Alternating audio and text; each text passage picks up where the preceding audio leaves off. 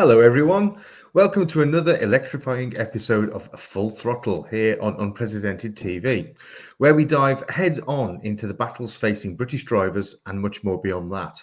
I'm Paul Naylor, the Communications Director for the Alliance of British Drivers, and today we're ripping into the net zero agenda that's jacking up energy costs and eroding motorists' freedoms. And I'm Brian Gregory, Policy Director of the Alliance of British Drivers. We're joined by Brian Catt, a physicist, electrical engineer, and outspoken net zero skeptic who's been dismantling the climate alarmism narrative for years. With his razor-sharp insights on the flawed science behind green policies and their punishing impact on drivers and society as a whole, this episode will expose the true cost of net zero. Buckle up, this is Full Throttle. Okay, welcome, Brian Catt. Now, Hello, Brian, before we dive into this, do you just want to give a quick resume, because we've explained your background, but I think you're extremely highly qualified to talk about the topics that we're going to cover. So just give us a brief summary of your career and how you got into all this stuff. Well, don't do brief. I'll try. Okay. I started off life in government research and then university academia as research staff. Yeah. And during all that time, I was paid by Her Majesty, which is quite a long time, about 17 years. Published a few bits of work, radiation physics actually, and instrumentation, and then chemical engineering. So I know about process control and stuff like that. But it was academia. And it very rapidly became clear to me that nothing that was done in academia was worth the money that the taxpayer was paying for it. And that you couldn't earn a decent living at it, and you didn't go to interesting places very often. So I went and did an MBA at Manchester when there were only two places you could do an MBA. It was quite competitive. Yeah. And by which time I'd got an honours degree in physics and was a chartered engineer, electrical engineer. So I know about electrical engineering. I know about physics and how things actually work. And then I worked in high-tech medical imaging, and eventually you all end up in the end, everybody ends up working in computing and networks. So, and in those jobs, I found out that actually what you design, and I used to specify products from the ground, from conception, what you designed and built had to work, because otherwise you got fired. And people wouldn't pay money for your stuff and the company went broke. So it's a more interesting and real world, which nobody who's involved in this on the government side has the remotest concept of, which we will get into, I'm sure, in a minute. When I retired, I got interested in this and studied it from the ground up as a physics and engineering issue. But I mean, I think the key point you made was that nobody in government has contact with reality. And there's a great quote from Ronald Reagan who said, a phrase you should fear is when a politician or a civil servant comes along and says, "I'm from the government, I'm here to help you." Because it usually means exactly the opposite. Yeah. None of there is a concept which will run throughout this, which is when you know nothing, everything is possible. Yes. And that is exactly the position with our members of parliament and our civil service. They're nearly all arts graduates. None of them understand anything, and they think that they can legislate to make things happen, regardless of what the laws of physics actually are. Yeah. Well, I think that was clear yesterday. It was the day before yesterday on Talk to TV. There was an interview with Matt Vickers, who's actually my local MP. And it became very clear that he had no real understanding of how the planet works, how our climate works, and he's just going on on what he's been told by people who equally don't know what they're talking about. So it's the blind leading the blind. Well, anyway, they refer to authority. It's the reference to authority. You could quickly say that if you ask a lawyer, what are the ways of defending a case, and they will tell you there are three.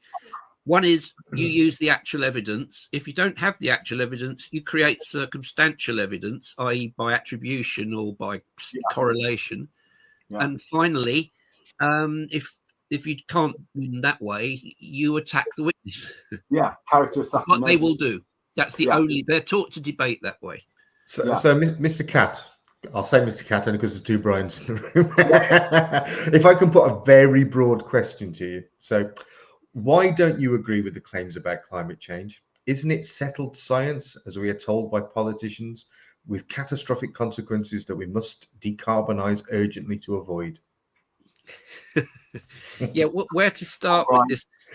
Basically, because it's all wrong. And it's the point here is to actually say what is right and what is wrong. And science is very different from any other discipline in this. Yeah. You can only say something is correct in science, i.e. therefore proven, if you can measure it repeatedly and independently, and thus validate or falsify the original proposition. None of the things that people have been told about the climate or the energy solutions, basically they're non-solutions to a non-problem. The problem has never been measured as it was stated. Yeah. And we can go into that a little bit in more detail. There is a slide that comes up at this point probably, which is the slide from the University of Huntsville in Alabama. Yeah. And that shows what the difference is between the models, which we'll talk about. Hi, I'm Lembit Opik, head of Unprecedented TV, and also presenter of Lembit Opik Live 5 days a week from Monday to Friday, where we find the facts, kill the spin, and tell it like it is about the stories making the headlines all around the world. Our mission is to give you the facts and our views and help you decide for yourself what you think about the pressing matters of the day. And that's not all. If you subscribe to Unprecedented TV on our YouTube channel, you'll find a great selection of fantastic presenters producing interesting shows all through the week. I hope you will join us and myself on Monday to Friday at Lembit Opik Live. Our aim is not to beat the mainstream media, it's to be the mainstream media and return free speech to the airwaves. Thanks very much for watching this. Please watch our shows. I'm Lembit Opik. This is Unprecedented TV. We'll see you soon. The reason I don't believe that these models is not that I don't believe or choose to believe or not believe them. It's because they are not proven by the facts that we measure. Consistently, they are wrong. I'm going to supply, you may or may not use it, a video, a few seconds video, 20 seconds of a very great mathematician, physicist, Freeman Dyson, explaining exactly that. The whole principle of science is that the measurements do not support the theory. Then the theory is wrong, not the measurements.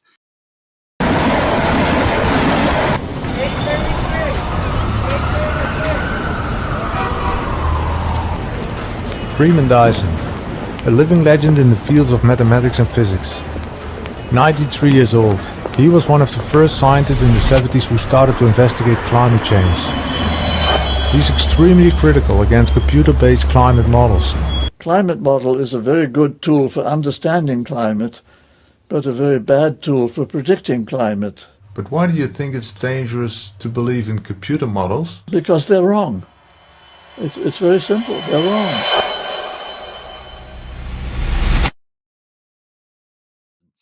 And these measurements here are put together to be reported to the US Senate by a senior professor, climate professor John Christie at the University of Huntsville, Alabama. And what they show is something rather interesting. They show up above at the top there a very large number of these climate models. And that is what these different climate models show. And the red line is their average. And then below that, since 1979, we've had constellations of satellites measuring the temperature of the lower atmosphere, which is where the maximum effect of any greenhouse effect would occur. And as you can see, they're massively down. The green line there is the one we're referring to. And they're done by actual direct satellite measurements of the atmosphere above the ocean, the lower troposphere, it's called. That's the thing that's done by Roy Spencer. Dr. Roy Spencer, who I think he works with Christie. Christie and Spencer are a team, and they won they won an award for excellence, being the first scientists who ever managed to do this using the microwave readings that the satellites can collect. Yeah. And my comment on this when I've done it elsewhere is that the average of the models is 2.5 times wrong, which I call one Ferguson. Yes, absolutely. Which is how far he was wrong with his models. Now, just quickly, the reason that these models are wrong is because the models, people must understand that the models are not science in the way that you might understand science to be something that there are laws about, and if you put numbers into equations, that's what you get. The modelers do not understand the atmosphere that well, so they make up their numbers as to how sensitive the climate will be to this and that and the other, and then they churn a model away, and if it doesn't come up with the right answer, they change the parameters until it does. This isn't an absolute thing. They can't prove it, and they declare that this is proven settled science, when in fact they haven't proven or settled anything, because when you go and do the actual test of science, what is actually happening, it hasn't. Something completely different has happened, which is a lot less. Yeah.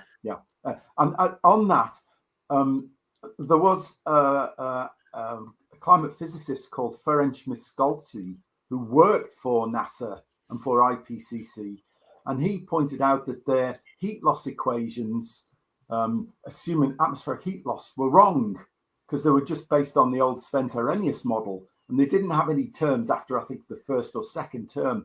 And Miskolci produced a model that corrected for that, and it brought in a lot of terms which basically would turn the thing from a positive feedback one to a negative feedback one.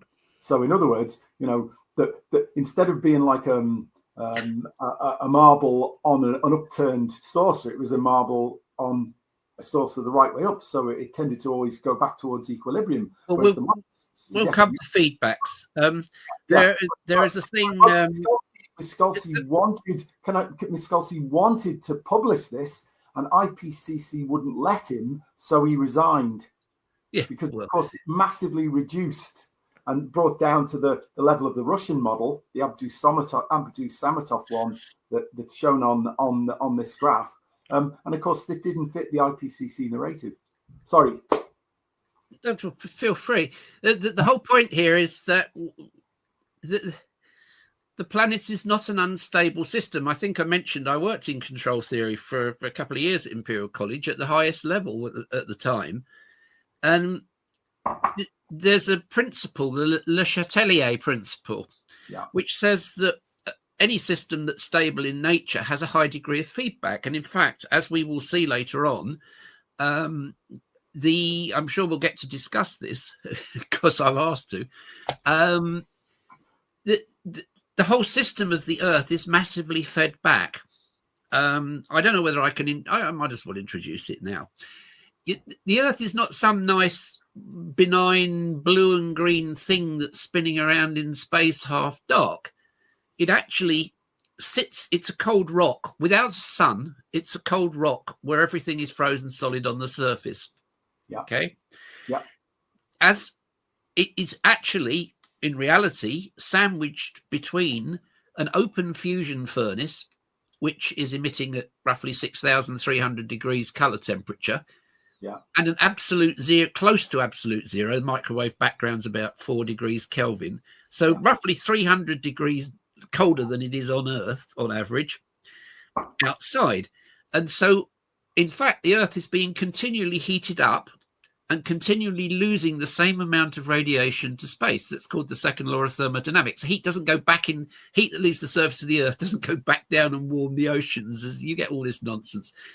It can only go one way because it's the hotter things radiate more than the colder things. So the net flow is always from hot to cold. The second law of thermodynamics says energy can only travel from a hot place to a cold place, as Flanders and Swan have actually sung even.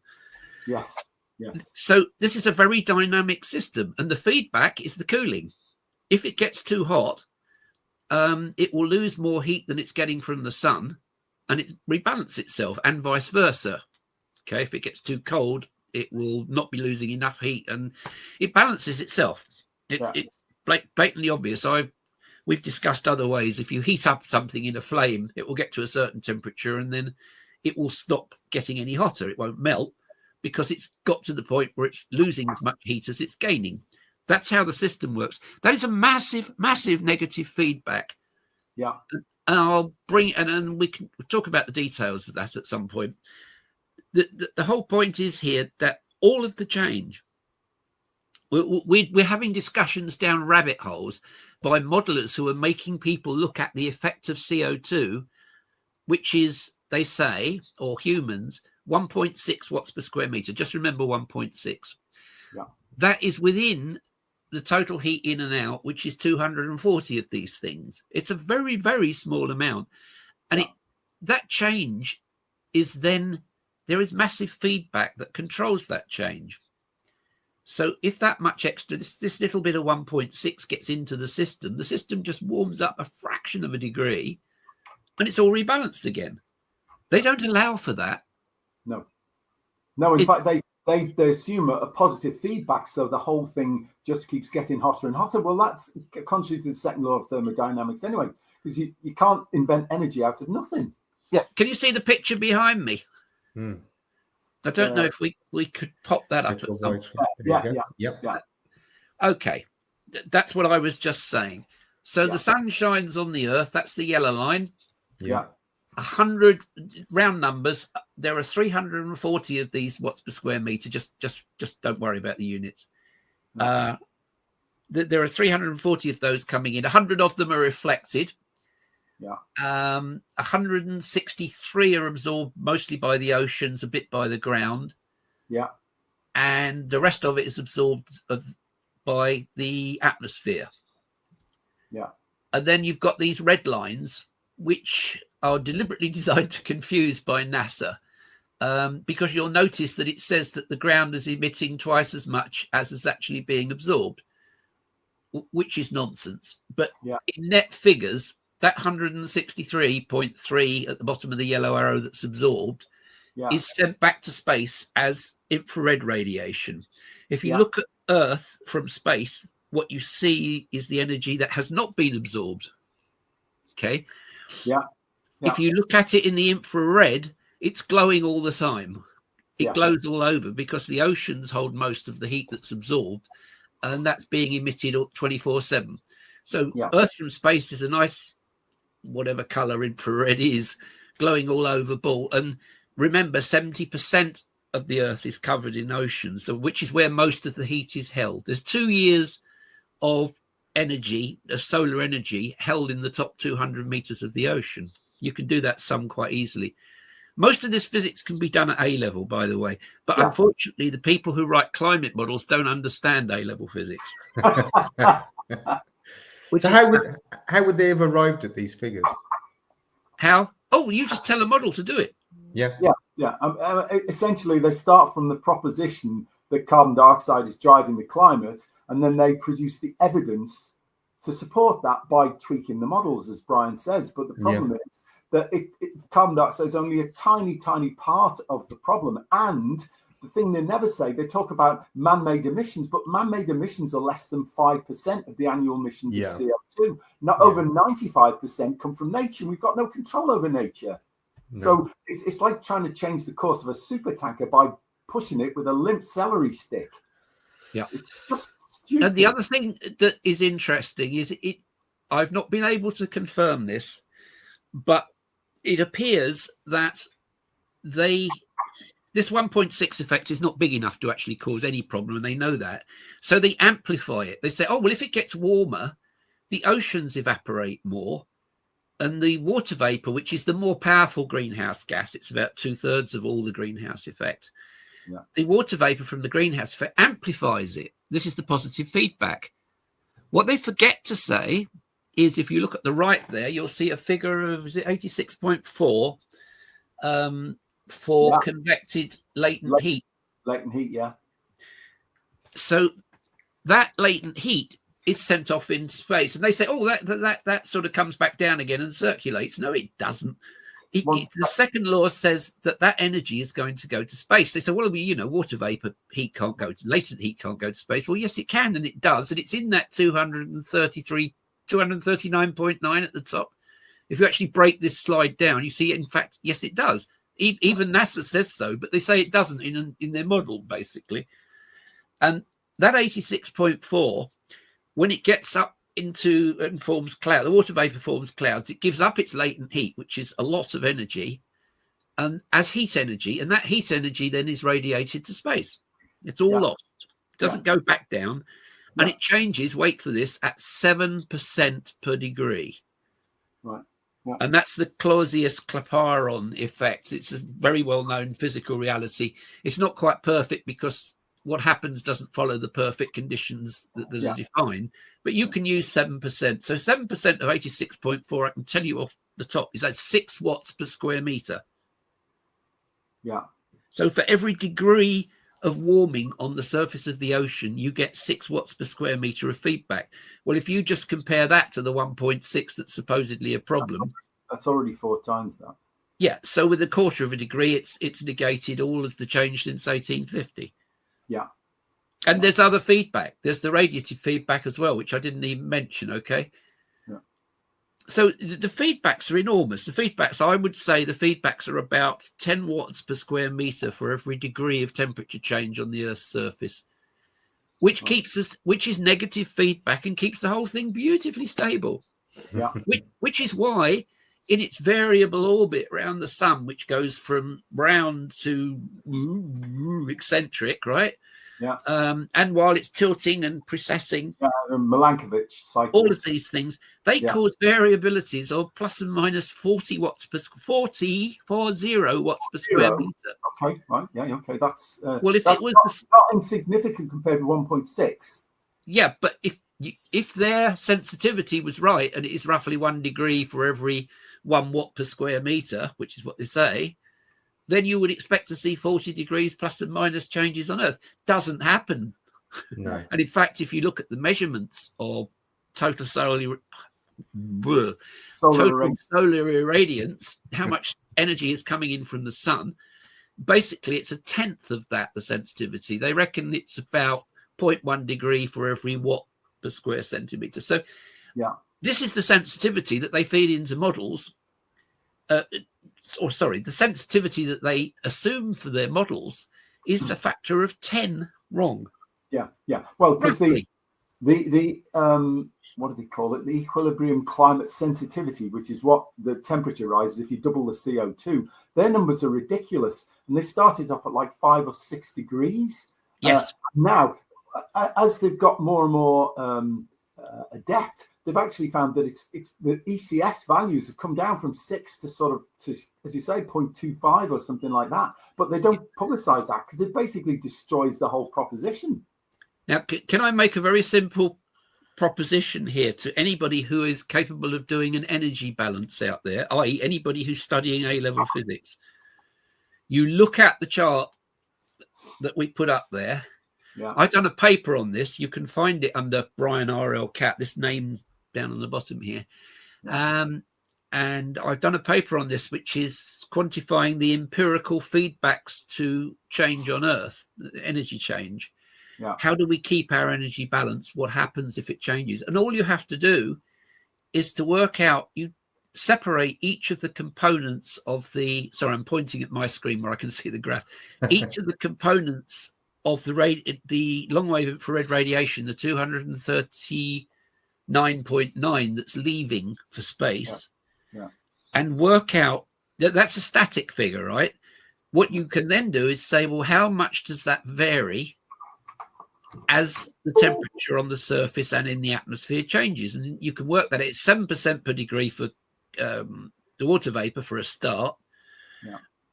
There is also the positive effect, but it's a lot smaller, the greenhouse effect of the water vapor. And then there's the radiative effect, which varies according to the Stefan Boltzmann relationship, which any A-level physicist, anybody doing that will also know. And that, I think from memory, is 1.4% per degree. So it's a less sensitive effect, but it's 1.4% of all of that 240 per degree. So that's another 3.3 watts per square meter of radiative feedback per degree. So every 1 degree, you get 3.3 plus the 6 I mentioned earlier. So there's your 10 watts per square meter. Clouds have an effect, but I suspect it's not as huge as people make out. Even even Dr. Clauser's Nobel Prize winning physics, we don't know, but it definitely has some effect. But there's a double effect. People talk about the clouds, but in fact, the clouds cover 67% of the planet. Would you believe? So it's a blue day is less usual than you think. And what they do is they reflect the sun, but they also keep heat in at night. Yeah. And the net effect is to reflect the energy of the sun, but it's not as much as it's about 20 watts per 20 watts per meter is the square meter. The difference. Yeah. Okay. And that's going to vary by whatever the water vapor varies, about 7% per degree. But it's a small number. Yeah. So there's your feed. You've got massive negative feedback built into the system. And they're talking about, a tiny little bit. This is rabbit hole physics. Yeah. They're talking, they're making you have an argument about tiny little things that are happening within the system while completely ignoring the massive energy balance of the whole Earth in space. Yeah. Did I make a point or not?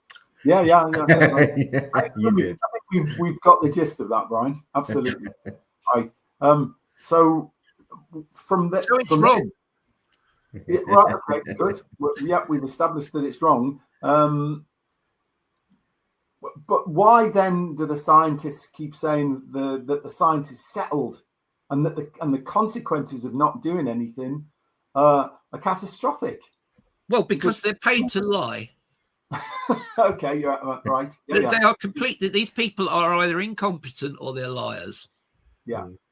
This is absolutely the case, and they do it for the grants, and they do it because if they don't say that, they won't get grants, and their tenure will be terminated. And they'll be kicked out of the university. It's a political thing. It's nothing to do with the science. No. Well, it's like our friend Michael Mann of Hockey Stick. He's been either resigned or been kicked out of Penn State University, because he was the one who produced an algorithm that basically hunted for hockey sticks, and you could put random data into his model, and you'd still get a hockey stick out. And the hockey stick was to actually smooth out the medieval warm period and the Roman warm period, the Minoan warm period, and the Holocene optimum as if they never existed. But we've got huge amounts of empirical data supporting the existence of all of those climate events. Can we talk about? Do you want to talk? You've raised it, so we put. The running order might be messed up. Can you put that? Can we now put that slide up, please? The Mann and Marcotte slide that I've sent in. That one. Oh, brilliant. Well, lightning there. Read my mind. Now, this is the most comprehensive fraud in the history of science, and it was backed by the IPCC and used on the front page of one of their many COP money fests that they go to. Follow the money is the answer in all of these cases, by the way.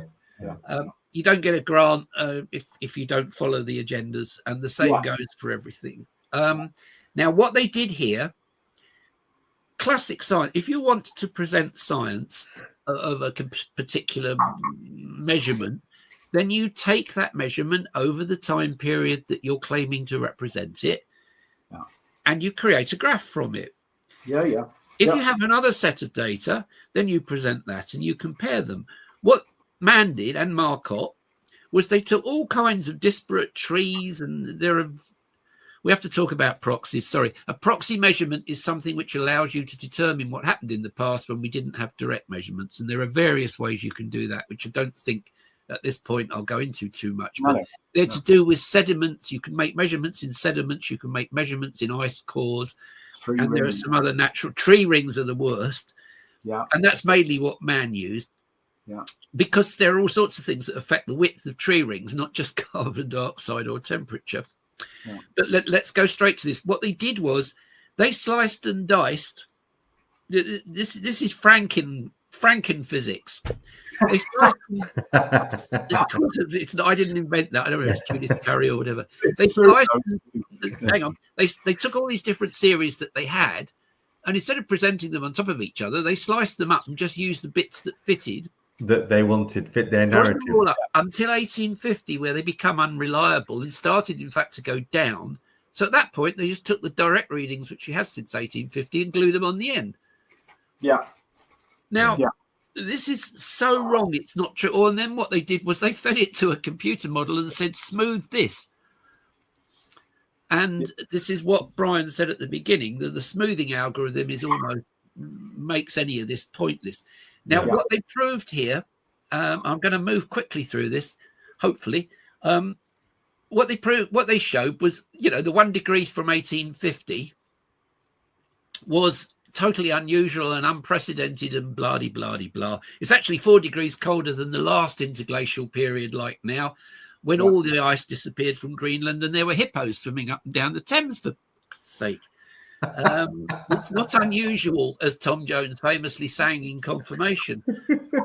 Now, if you go to, at this point, your slide of the interglacial temperatures, which was the very first one that got put up when we were looking at that 25? Was that the one that says you are here?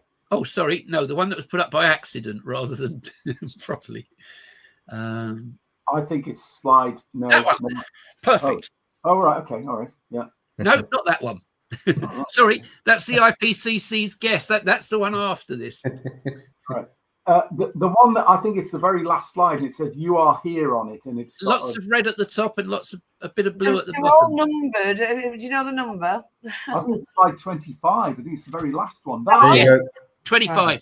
That's it. Okay, now look at. We will talk about this in terms of Professor Brian Cox, I hope, at some point. Yeah. The little bits at the end, this is the natural last 10,000 years, which is actually a very warm, short peak within the Ice Age. Everything else is a lot colder. Yeah. But if you can see here, the most of the period of the last 10,000 years was warmer than now. And we know this from ice cores in Antarctica and from Greenland, and in Greenland as well. So, in fact, the bit that you're looking at, thinking it's record warm, is arguably it's 1.5 degrees, 1 degree, whatever, warmer than the coldest it's been in 10,000 years. Yeah. Okay. Yeah. And in fact, we know not just from temperatures that are recorded in the ice, but also from the actual natural history of Iceland and Greenland, that it was a lot warmer back then. Well, a lot warmer. It was warmer than now, probably. And in fact, there are still bodies frozen in the tundra that were buried in the Viking settlements on the west coast of Greenland. Yeah. The history describes where the glaciers were and how they've come and gone. Hannibal crossed the Alps with such ease with his elephants. It didn't surprise the Romans because there wasn't that much ice on the Alps at that time. In fact, it was warmer then. Wow. There is a place called the Lenbreen Pass in Norway where they are finding all sorts of remains buried in glaciers, which are only just now emerging from the ice. They haven't traveled down the mountain. They're more or less where they were. Everything points to the fact it was warmer 1,000 years ago than it is now. Yeah. This is completely now we come to the real crunch of this. The models, in order to get the ECS that Brian was talking about, the how much a doubling in CO2 will change the temperature. Yeah. They use the sensitivity they get by saying, well, actually, you know what? And we'll pop the graph up just to show this. The IPCC say that there has been no natural change for 2,000 years. Okay, so here it is. And this one here you can see goes back, how far? 2,000 years, yeah. And they're showing on this graph about 0.2 of a degree change overall throughout the whole of the 2,000 years. Yeah. And then they're saying, therefore, that all the green line on the chart on the right is what they then estimate in a model should be the change now, which is none, because they've just made it up, right? And therefore, all the change we measure is due to humans. This is rubbish. Yeah, well, the previous slide shows it's rubbish. Yeah, but the whole point here is not only was this change not large, not unprecedented, and very typical of the range and period, i.e. the frequency and scale of change that we measure in the past, but the IPCC have said that it stopped happening 2,000 years ago after, I don't know how many thousands of cycles that have occurred in nature. So they then say all the change must be due to this 1.6 that I've continually mentioned throughout. Yeah. No, it isn't. If you back out what the natural change probably is, then there's nothing much left to account for, a fraction of a degree. Yeah. Nobody says that carbon dioxide doesn't. Anybody who says carbon dioxide has no effect is an idiot, because they don't understand the physics. Yeah. If you look at the Earth from space, there's a gap in the curve where the energy going out at the frequencies that carbon dioxide affects is less, so the Earth isn't cooling down so much at that frequency. We know that. It's a small effect. Yeah. Or rather, it's a big effect when it's small, but it gets very small very quickly. That's what the saturation curve shows. But all of the way it's presented, it suggests that it's a linear thing. And if you double carbon dioxide, you'll double the temperature. Well, actually, no, because it's a logarithmic decline. And as you say, the temperature rise that you get going from, say, 400 ppm, where it is now, to 800, is the same as going from 4,000 to 8,000. You're going to have to put the graph up now. Yeah, there's a logarithmic graph. Oh, Christ. Sorry, I didn't say that. You keep slide 16, Charlotte, please. It's the second last one. You keep saying these things and it means a graph. Oh dear. No, slides. That's the one. Now, this is really, this is a. Can I do it or do you want to do it? No, go on, you do it, Brian. That's fine. Yeah. So hopefully I can do a reasonable job of this. The effect of carbon dioxide in the beginning at very small quantities is very low. It's very high, proportionately to now. And as what this curve shows is as the parts per million go up from 200 or so to 400, not even that. From 0 to 100, it's quite significant. And then it rolls off very, very quickly. Yeah. And it's worth remembering, nobody disagrees with this. Even the climate scientists say the band saturation effect is real. Oh, but it's not saturated. It's not saturated. So it keeps increasing. Well, yeah, it does, but it gets less and less. It's what they call, what Brian said, logarithmic. Yeah. So marginal returns is what they say in economics. Right, well, I can tell you exactly how you can imagine this. The temperature difference between what it was during the coldest parts of the ice age, around 200 parts per million, and what it is now, 400 parts per million, is what you will get if you go from 400 to 800. Every doubling gives the same temperature difference. Yeah. So if you go from 400 now, we go through 3 doublings, okay? Some people have talked about this. If there was a massive eruption and carbon dioxide and the world, the tipping point would arrive and we'd all be dead. Rubbish. Absolute rubbish. 400 to 800 is 1 doubling. 800 to 1600 is 2 doublings. 1600 to 3200, which is still well within the safe limit for working in confined areas, by the way. Yeah. So 3200 is 3 doublings of the effect. The effect is 3.3 watts per square meter for every doubling. So that's 3.3. 6.6, 9.9. That's 10 watts per square meter. Yeah. So if you went to 3,200 parts per million, you'd have a whole 1 degree worth of change. Yeah. Hello. And it's arguable whether there's actually enough accessible carbon to get to 800.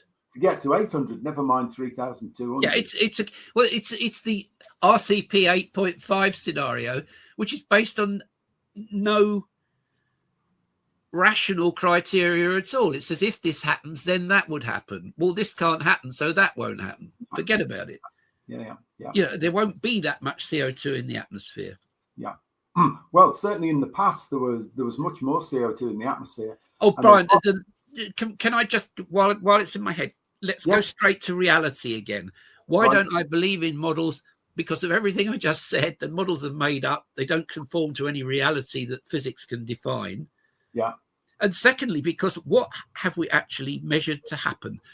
We were told that there will be extreme climates, floods, the coast, you know, all the beaches on Earth would be underwater. And we'd all, in particular, the justification for the 2008 Energy and Climate Change Act in the UK was that from this Stern report, this economist who understood climate so well, that we would get less food grown because the extra heat would kill all the plants and the crops and, well, not all of them, but we get a 5% reduction or whatever the number was. What's happened? The answer is, according to the IPCC, there is no significant change in any of the extreme no, the only weather events they measure, and crop output has increased significantly, arguably because it's on the split, but definitely in some part because it's both warmer, which improves chemical photosynthesis, and because there's more carbon dioxide, which makes plants grow faster and use less water in the process. So we're getting more crops, hardier crops, less drought, less famine. In fact, there isn't any. We're producing a surplus from the available agricultural land. So everything that they claimed was going to happen and we should avoid happening has actually, the opposite has happened. Yeah. So it is a complete deceit, an absolute deceit on every measure. The physics is wrong. They make it up. They deny the fact there's natural change, so they can attribute change to they can attribute the change from the little bit of CO2 that they claim to all of the temperature difference, which is almost certainly a false assumption. And none of the things that they actually say about the weather are happening.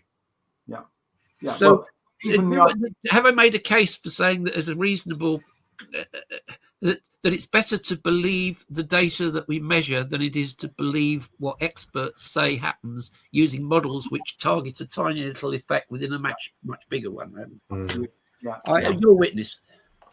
I was going to say something now. I can't remember what it is. Because I didn't stop talking for them.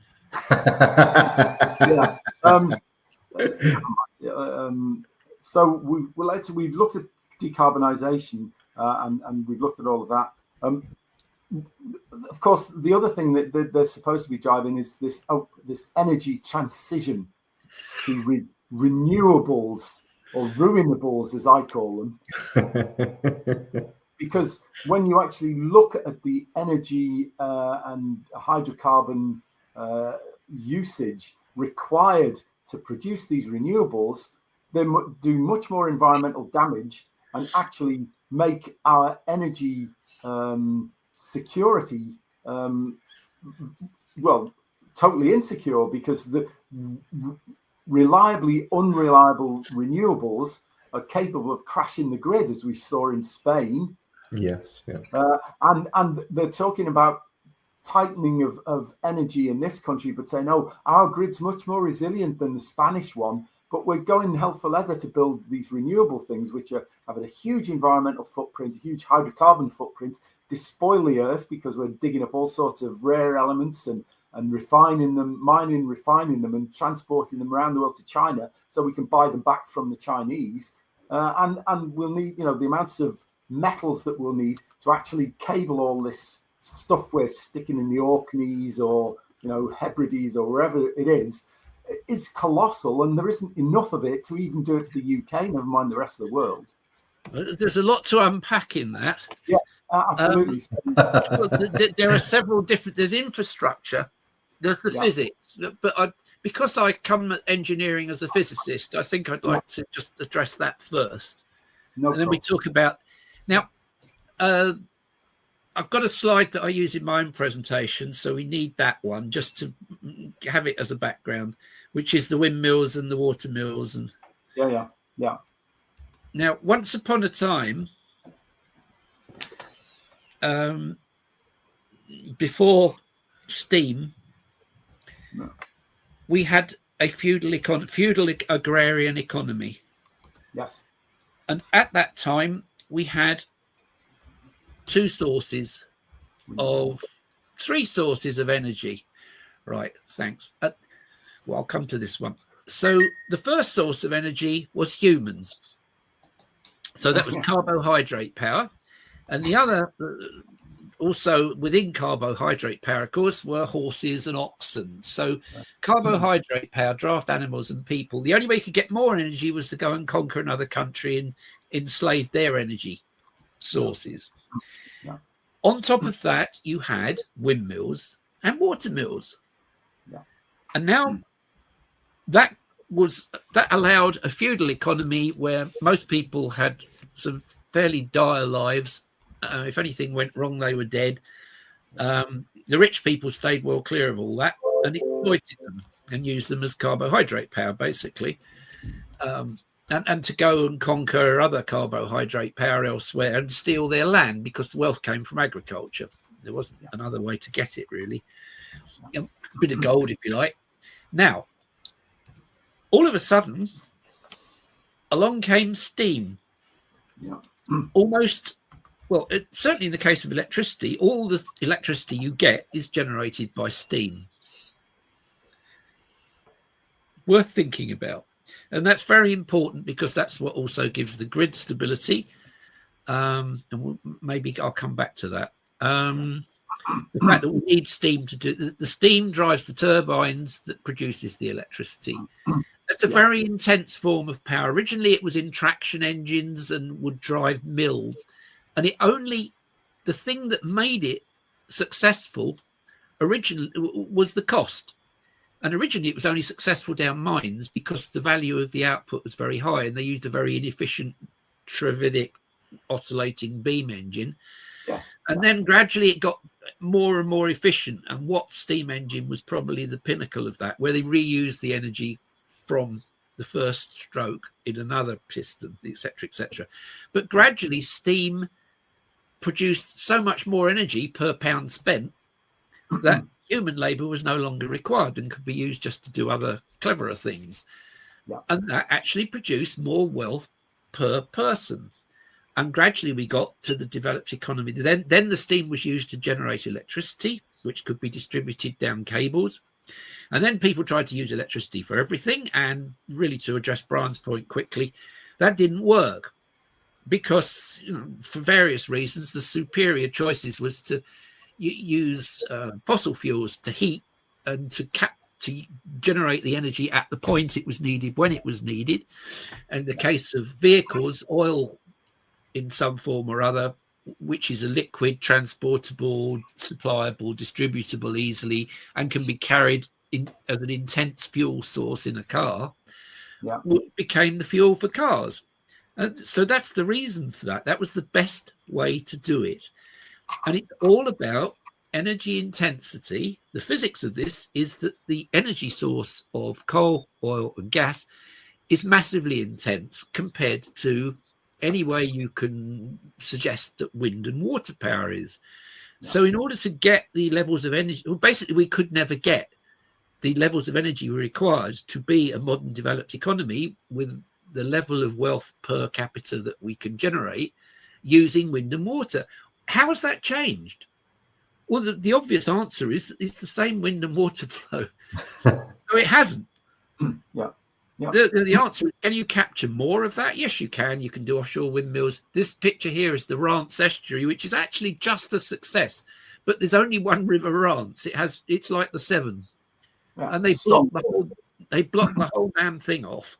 And I think over 50 years, it's a bit like a nuclear power station. The capital cost is enormous, but when the energy is actually being generated, it costs next to nothing. Same in a nuclear power station, but nuclear power stations are very close to wind and water because they have very, very low fuel costs. The uranium costs next to nothing relative to everything else. Yeah. So the point here is wind and water don't change as energy sources in terms of their intensity or their controllability or what we call dispatchability. You can't just turn them on and off, and there's only so much of them. Yeah, that's what I wanted to say, Brian, before. The problem as well is all of these renewables produce direct current. So then you have to use an inverter to convert them to alternating current to feed the power into the grid. And that requires all sorts of interlocks and things to stop the frequency from going out of kilter. And that was what happened in Spain. Basically, the renewables were supplying an enormous amount of energy to the grid. And then the weather changed and suddenly renewable generation dropped off. All sorts of interlocks fell off. And there wasn't the inertia in terms of, steam turbines and things to actually stop the whole thing from collapsing. And Miliband is sending us right down that route to become more and more reliable on unreliable energy sources. Yeah. Well, the point with this is quite simple. Perhaps it helps to explain how this works. With solid state electric, it's not really DC-AC actually, but with solid state electrical conversion, the electronics involved are very sensitive to fluctuations. So they have to take out whatever it is that's delivering within a cycle of the mains in order to protect the conversion electronics that you're talking about. This is engineering. It's not really electronics, it's electrical conversion. And that one cycle, for people who don't know, is a 50th of a second. Right. So within the second, maybe it's out, and it doesn't matter what's caused that perturbation. It could be somebody dropping a tree onto a power line or whatever it is. Now come back to the steam. This is why steam is good. The steam turbines, by the way, the steam turbines can be driven by nuclear, gas, coal, or anything you can burn, even wood chips if you're a fraudulent idiot like. Or Chris Huhn actually signed off on that one and then got the job as manager of the wood chip company when he came out of jail. What a surprise! Back to the turbines. You should go to a turbine hall and you'd understand immediately what's going on. Hundreds of tons of steel are rotating at 3,000 revs per minute. And there's a big bit going around, which is like in a warship, actually, that drives the propellers. And there was even one on the Titanic. Parsons turbines spinning around 3,000 RPM, huge tons and tons of steel. And then on the back end of that is the actual alternator that generates the electricity, which is also spinning around. Now, if the grid starts to fail, there's nothing sensitive about these babies. The grid then has to try and slow down the turbines, right? As it gradually gives up, it sucks the energy that's left in the rotating turbines out of the that gives a massive resilience to change. And that is the inertia. And everybody, all these things were known and explained to civil servants and politicians, by the way. And they just ignored it and said, "Oh, we'll pass a law." My MP was Kwasi Kwarteng, who later became short-lived Chancellor of the Exchequer. I explained all this to him in 2012. I explained it to him again several years later when he was Minister of Energy, and then he was Secretary of State at Desnes or whatever it was called. And the last meeting we had with him, I said, "Kwasi, nothing's changed, has it?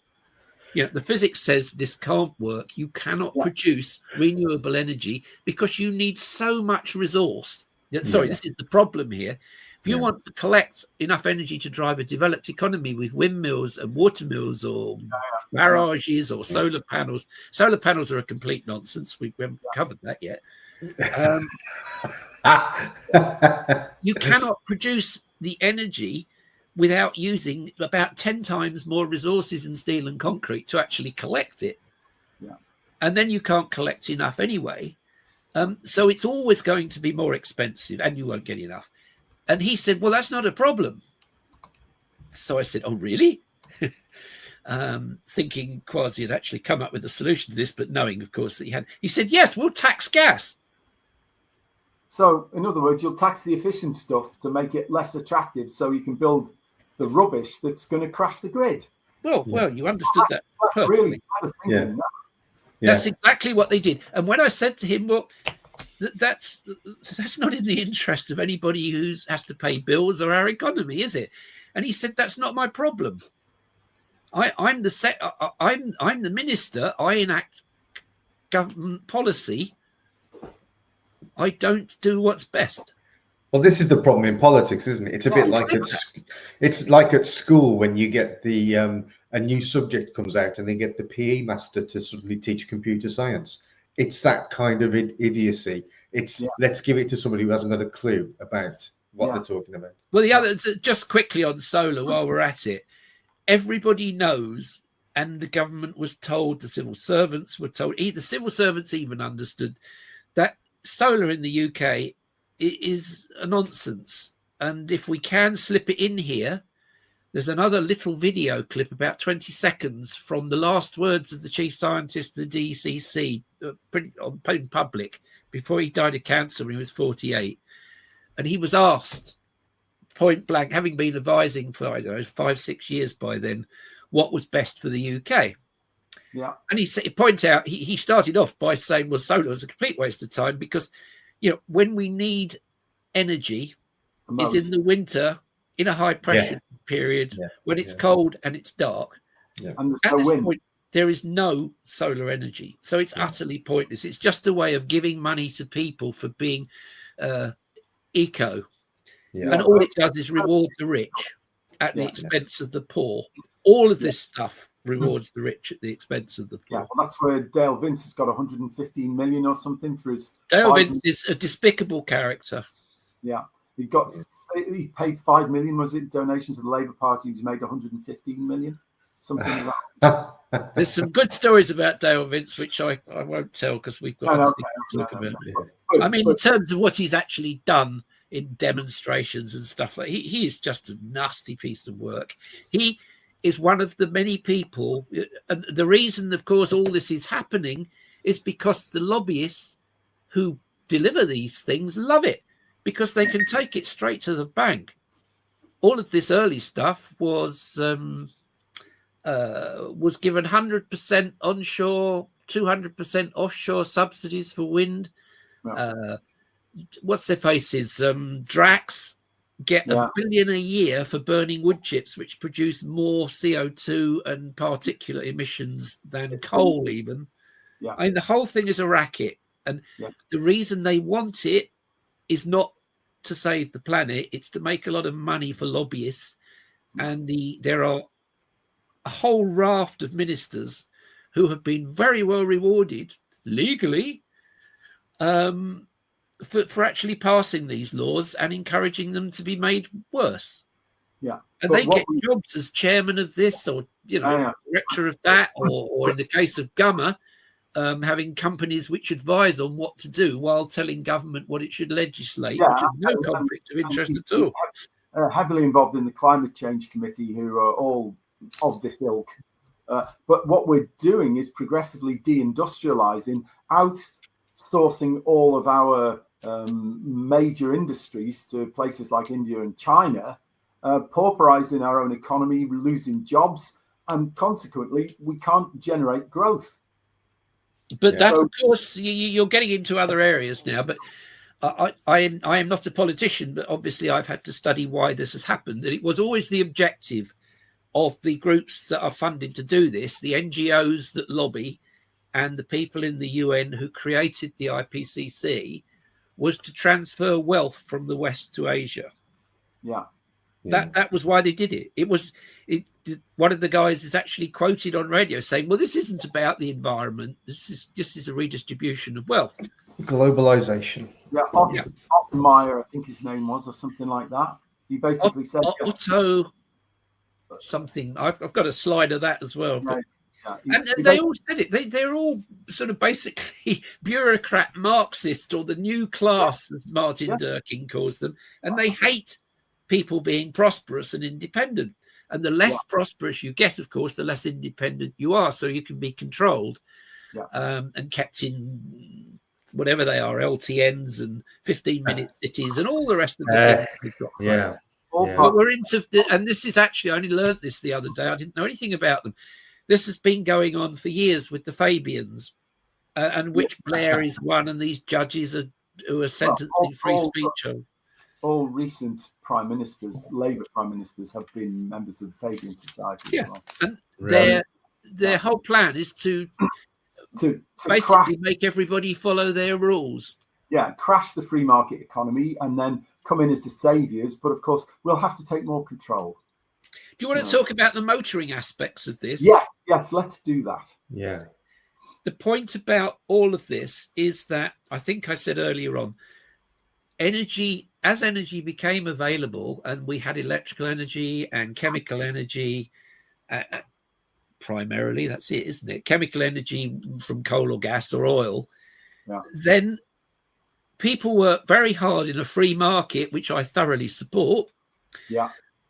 To work out what the best way to energize all of these different things were: heating, vehicular transport, and machinery. And electricity was obviously the right way to go for most machinery.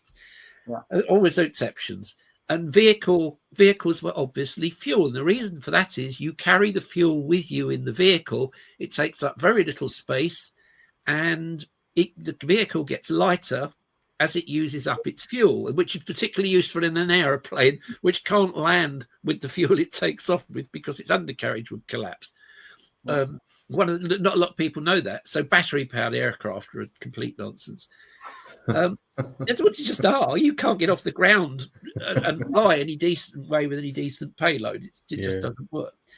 So the whole point here is that our energy distribution systems, which includes gas in pipes, oil in pipes, petrol stations, are all optimized to what works best for our economy. And to try and do it with batteries, when batteries have been shown to be effectively inappropriate. Okay, lithium-ion batteries are smaller and denser, and electric cars actually work. But as you, I'm sure, know, or I know you know, cradle-to-grave CO2 emissions for an 80,000 life car are pretty much similar. The efficiencies, I heard you talking to David Turver about this, and he got it totally wrong. He said electricity conversion in a car is 85%, whereas in an internal combustion engine it's 35. Well, actually, David, just for the record, modern hybrids are 45% to 50% efficient. And when you get electricity, what made the electricity? And if that's gas, at best, it might be renewables, but probably the renewables aren't there when you need them. So most of the energy is gas still anyway. That gas is generated at about 60% efficiency CCGT. This is where you have a jet engine basically making the gas. So it's turning a mechanical turbine, and it's also the exhaust is boiling some water. So that's the most efficient you can get, because it's a really hot exhaust. It's not waste heat, it's serious heat. So if you take 60% times 85%, you get somewhere close to 50, So there isn't any difference. But you're also lugging around half a ton of batteries, which you have to accelerate and brake and accelerate and brake. So that's a bad thing. Whereas the petrol, of course, is lighter, and as it runs out, the car gets lighter significantly.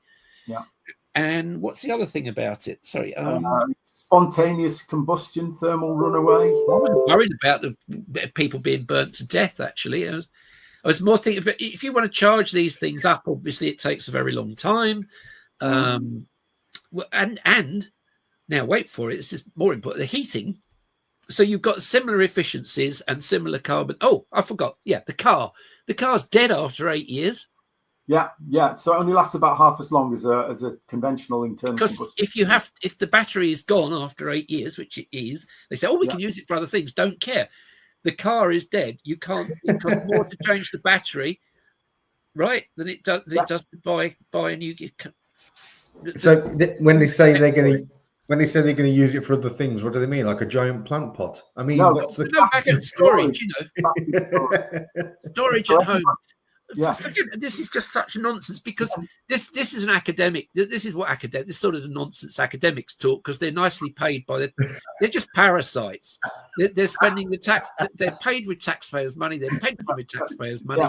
They rarely get anything right. They say whatever comes into their vacuous heads, because they're only specialised to understand a little tiny bit. And there's far too many. Most of the, we used to have serious academics who really understood things, and they were the top 10%. Well, top 10% went to university, and a small percentage of those became lecturers and researchers in universities. Now we've got all the technical colleges lecturers are all called professors and have grades and write papers. They have no idea. No, one of the best definitions of a consultant was by a Swedish friend of mine. He calls them corporate seagulls. He said they fly in, they poo on you, and they fly out. They turn up, squawk a lot, shit all over everything, and fly out. And don't forget they nick your chips as well. And crisps. And crisps. So, and the last, all of this is nonsense, but let's just go to the structure. We're talking about the electrical engineering now. It's completely out of schedule to the way I was thinking of doing it, but there. We've got as much electrical infrastructure as we need to do the things that electricity does well. Yes. The grid, and in particular, all those little transformers round in other people's back gardens and the cables under the street, there's some reserve there, but it was all put in probably several decades ago now. There's not a lot of new towns being built, so you're stuck with what you got. And it's underground, the local stuff. The grid's been already beefed up to 400 kV. The more voltage you have, the more energy you can get down the same wire. Now, and the other stuff is the other energy is distributed in other ways, and it's roughly 1 to 1 to 1. Transport energy is mainly distributed through pipelines and through tankers and through petrol stations. Heating energy now is clean gas. Got to make a note. Okay, and that's another 100%. So hang on a minute. If you've got electrical, heating and transport all roughly one for one, how are you going to get the other two down those wires? Because you just don't have the capacity. You've got to get your pipeline distribution of gas and oil in energy terms down the cables that are already probably getting quite close to what they can cope with in a lot of places. So the whole of the infrastructure has to be tripled in place. I think I'm right in saying fairly recently they were talking about energy rationalization. So you're returning to like possibly a 3-day week or whatever, smart meters, of course, are designed now for them to be able to actually supply to turn the power off. Certain circumstances. If you have the whole point here is that you don't need to do this, and as we've discussed earlier, the actual effects of the supposed problems of climate change have been positive. So why are we trying to destroy what works in order to impose what can't at massive expense? Well, if your objective is actually to generate wealth, you wouldn't do it at all. As you say, the objective is actually to destroy wealth, destroy profitability, and destroy economic viability. And it's all based on a total abuse of the science, where what is claimed, possibly, I came into this because I was interested in nuclear power. If you want to have energy, nuclear power is the cheapest power available. If you go to the IEA cost of generation, you will find, in terms of actual lifetime energy produced, on any measure, the nuclear energy is cheaper than, even without worrying about the costs of having to provide inertia for no good reason other than that what you've got hasn't got any. What you've forced on the grid hasn't got any. Well, on all these bases, nuclear is cheapest. It uses the least resources per unit energy. It's dispatchable at any scale. It's probably got enough fuel on land, and then in the oceans we can extract it very cheaply to keep us in energy for the whole of the life of the human species until whatever nasty great big asteroid comes and changes everything. So what's the best, and it doesn't emit any CO2, so what is the best thing to build to replace fossil fuel? What didn't they do? Any static energy using sites should have energy produced from nuclear. But in terms of energy density and safety, petrol and diesel are the most efficient for mobile energy consuming, transport units. And battery, I mean, you're just lugging around a ton, 1,000 kilo roughly of lithium-ion battery, which can, just spontaneously ignite and incinerate you to a crisp, like happened to the poor guy in, was it Australia or somewhere recently, where basically emergency services couldn't get the doors open because it was too hot, and they just had to leave him and his 2 children to be incinerated. Electric cars are an unnatural act with physics. But going back to nuclear, if what was claimed to be the problem was the problem, then they would have built nuclear energy, not renewables, because renewables are using more resources. They're not, they require all these add-ons because they're not dispatchable. We have to somehow back up. You can't actually do it. I mean, the reality on the grid is it's being backed up by gas.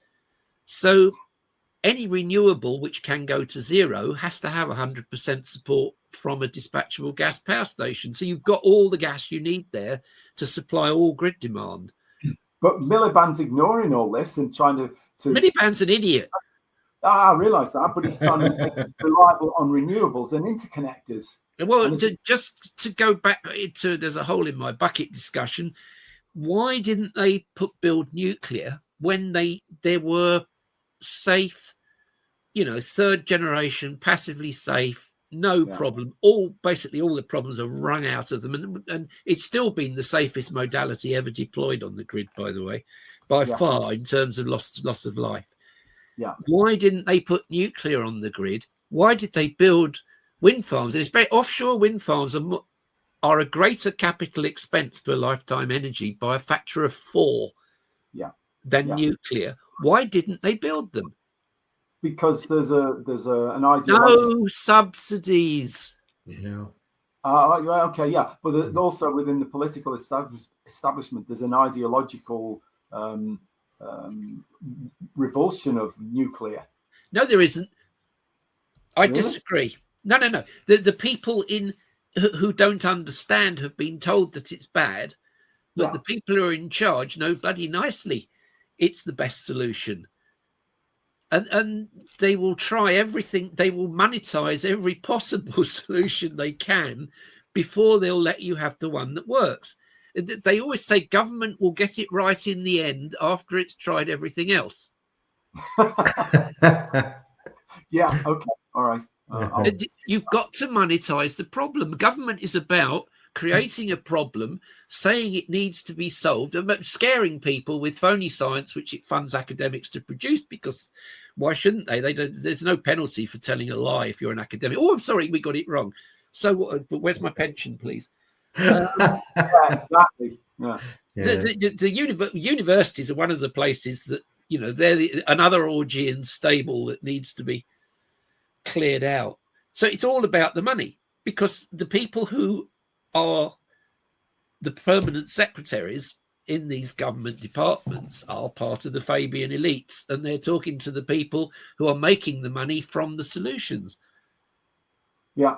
They're not interested in what's good for the country or good for anybody. They've got all the useful idiots that they command, who they will tell this is wonderful, this is much better, much safer than nuclear, it's using wonderful It's using wonderful energy that was only ever enough to power a feudal economy, but we won't talk about that. Yeah.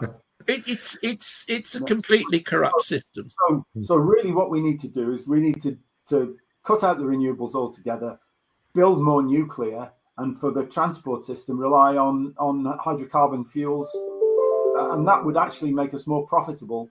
It would allow our energy costs to come down, and therefore that would spin up our economy, and we'd all be better off. The country will be better off, and the planet will be better off because we would be wasting resources. Yes, but that would be copying what the communist nations are doing, who actually created this problem for us through the UN. Yeah. Don't forget all of our policy is done by Humphrey walking into the next ignorant, useless minister and saying, we've signed an international treaty to reduce our carbon emissions, therefore you must do this. Yeah. And the minister says, well, we don't have to. This is like the ECHR, only for energy, right? Yeah. And the thing as well, it's going to take somebody with a lot of guts to call time and say, well, we're not doing that, like Chris Wright's done in America, the US Energy. And basically say, this is a load of crap. We're going to stop funding and subsidizing renewables. We're going to build nuclear, and we're going to rely on hydrocarbons to power the mobile part of the economy. Yeah. Can I give you a number on that? Just so I remember. I wondered about synthetic fuels. Yes, So I was going to suggest if that. we had nuclear, well, not ethanol, which is another discussion. No. That also is a solution looking for a subsidized. What is it? A subsidized solution looking for a problem to solve. Hydrogen's another one, because in the end, you use more energy when you extract, store, and deliver the hydrogen than you get back from the process of burning it. It's in David Mackay's TED Talk, if you ever look it up. Yeah. And David Mackay actually came up in his last interview, which I mentioned we might put in somewhere. He makes it clear what the solution should be for the UK. What David did just before he died, we were in touch, and I was working out what the cost of synthesizing a hydrocarbon fuel like methanol or whatever, using nuclear power to put the molecules together would be. Just basically take water, and you can do this. It's been done. You take water and carbon dioxide out of the air, water vapor. You can do it in the desert. You shove it into an engine and run your engine on solar power, if you like, if you're in the desert, and out comes a hydrocarbon fuel that you can use. And I did the sums, and David provided the numbers for some of that, and it costs about, I've written a paper on it somewhere, 5 times. I thought it'd be about 5 times the cost. Yeah. So yes, you can have synthetic fuel from nuclear power, or indeed the surplus energy, that you get from wind farms. But you have to have. Why would you do that until you have to? Yeah, absolutely. Because there isn't a problem with carbon dioxide.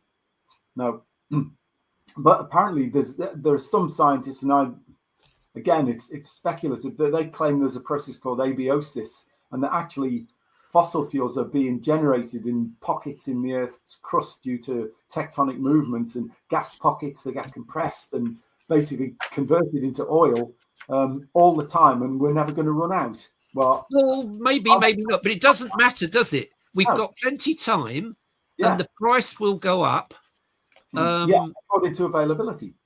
And we can do it when we need to do it. What we don't want to do when we've got loads of it sloshing around the planet still, and probably quite a lot of it we're waiting to be found, and there's still stuff under the North Sea, etc. Why would we stop using it while we've still got it? What we should do actually is to build nuclear as fast as possible. This I wrote to Quasi back in about 2014, for Christ's sake. What you need to do is extend the availability of the hydrocarbons we have, not knowing when the run out date is, but it's well into the 22nd century. But it'll go really fast when Africa and Asia really develop. So the rate of consumption will go up. So it will disappear. So you just need to think hard about how you're going to do it when it's gone.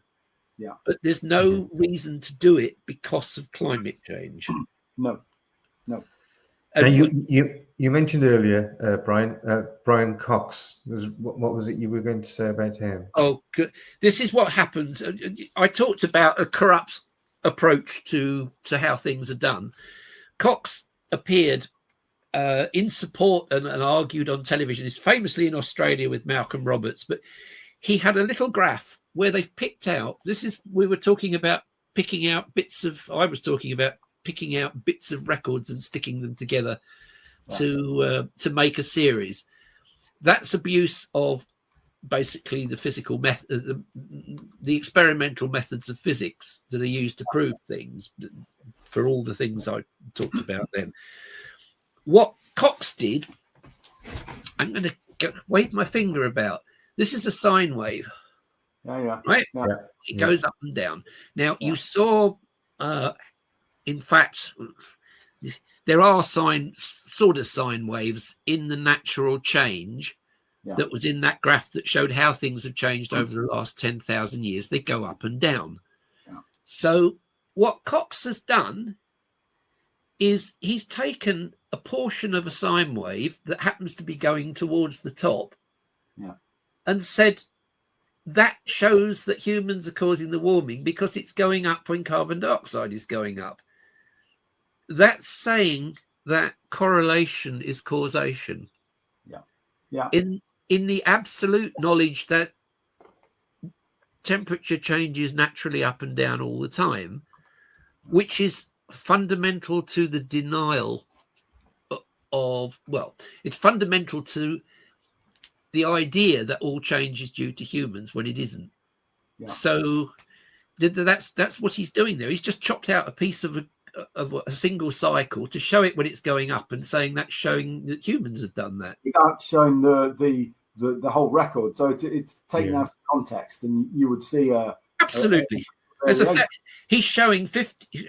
Let's be a bit more specific. He's probably showing there about from 1970 to 2000 or whatever it is, and it's going up. Surprise, surprise. Well, that's 1,000-year cycle, Brian. Yeah. Not you, Brian. Him, Brian. Yeah, I know. Too many Brians. He claims to be a physicist or a scientist, even. Sorry, not there. You're not being a scientist. You're being a spokesman for a fraud. Yeah.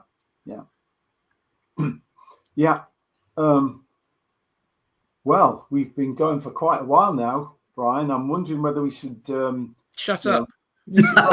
I think we've pretty much covered all the bases. Yes. Well, there's two things. There's the video, the clip that you mentioned that we could add to this, and the other good one is there's a one by Stefan Pedersen, the Danish climatologist. I've spoken to him a number of times. You can phone him up and talk to him if you don't. That's a really good one. Did you want what is he? Jürgen Peder Stefansson. He says when you phone him up, I work for my wife, which he does because she's his boss. She's his boss at the Niels Bohr Institute in Denmark. But it's a really good short video. And I endorse that video in short. I mean, what he shows is exactly what we talked about right early on, which is 1850 was the coldest point in 10,000 years, and it's only increased 1 degree from that. And we know it was a lot warmer back in the earlier parts of the interglacial. So we picked a really bad time to start doing meteorological science. Yeah. And that's basically what he says. And we can't prematurely make the assumption that it's humanity that's driving it, because we cannot really, over the short term that we've been looking at it, we can't separate out what's natural climate variability and what our influence is. Not only does it have a really good and straightforward, honest academic explaining what the problem is with the science, it's also narrated by Bill Nye. Okay, good. I'm pretty sure it's him. If you can send have you sent the URL for? I have. I'll do it again if it's needed. Well, if you send it to Charlotte, and I'll send her the "We Live in Cold Times" one from Pedersen, and then that nicely wraps up the episode, and we can all go and have a cup of tea and a sandwich or whatever. Okay, So, right. So thank you, Brian, for your time I just today. want to know one thing. Go on. Did I manage to run longer than Moncton? Not far off. I'd put it this way: I think you'll be 2 episodes as well. Yeah, I think it could be. I think you're running about 10 or 15 minutes short of Christopher. Brian, thanks so much. This has been absolutely brilliant. I've thoroughly enjoyed this. It's been great fun. You must come back. I'm sure we'll be kicking these things around or bits thereof in future episodes. Thank you very much indeed. We could have a talk about free speech. We could. Maybe we should reserve that for another episode. But I mean, it links in because if you cannot speak freely about sound science, that's a very worrying position to be in, really. Yes. Yeah, because science ultimately it's the scientific revolution that took place, from the Renaissance onwards, really, that these people are trying to dismantle. This is the end of the Enlightenment. Yes, exactly. We are returning to a system of religion. Yes. Post-religion. There's a name for it, but I can't think. Jordan Peterson's talked about it quite often. Yeah. But he is religious, so I can't follow that. I'm not religious because there's nothing in religion which is supported by the facts. So, as Carl Sagan pointed out, that's been my stance as well. Same. Yeah. And of course, religion goes back to the original statement, which was everything is possible when you understand nothing. Yeah. So you'll believe what you're told, and exactly. There's a Carl Sagan clip on that you can use. It's not that pseudoscience and superstition and New Age so-called beliefs and fundamentalist zealotry are something new. They've been with us for as long as we've been human. But we live in an age based on science and technology with formidable technological powers. And if we don't understand it, and by we I mean the general public, if it's something that, I'm not good at that, I don't know anything about it, then who is making all the decisions about science and technology that are going to determine what kind of future our children live in? Just some members of Congress? But there's no more than a handful of members of Congress with any background in science at all. There's 2 kinds of dangers. One is that we've arranged a society based on science and technology in which nobody understands anything about science and technology. And this combustible mixture of ignorance and power, sooner or later, is going to blow up in our faces. I mean, who is running the science and technology in a democracy if the people don't know anything about it? And the second reason that I'm worried about this is that science is more than a body of knowledge. It's a way of thinking, a way of skeptically interrogating the universe with a fine understanding of human fallibility. If we are not able to ask skeptical questions, to interrogate those who tell us that something is true, to be skeptical of those in authority, then we're up for grabs for the next charlatan, political or religious, who comes ambling along. It's a thing that Jefferson lay great stress on. It wasn't enough, he said, to enshrine some rights in a constitution or a Bill of Rights. The people had to be educated, and they had to practice their skepticism and their education. Otherwise, we don't run the government. The government runs us. Yeah. And I think we need to wrap it up now because we've got an hour and a half. Wrap. Thank you very much, both Brians. I'm doing a wrap next time. Cheers, guys. All right, we'll catch you later. Thanks, Brian. Cheers. Bye. Bye. Bye.